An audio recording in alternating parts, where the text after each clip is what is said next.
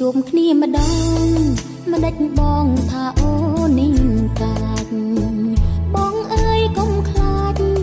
អូនកើតតែនឹងប្រផ្សេងចំពោះបងមួយកុំព្រួយអូនថ្នមបងឯង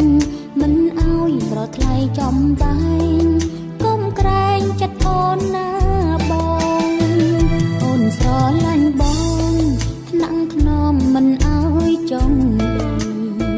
ខ្លាចក្រែងប្រថ្លៃមានថ្មីឲ្យខកបំណងបើចង់ដើរលេងចាំអូនជូនណាប្របងមានការទៅណាម្ដងនួនល្អងអូនសុំទៅ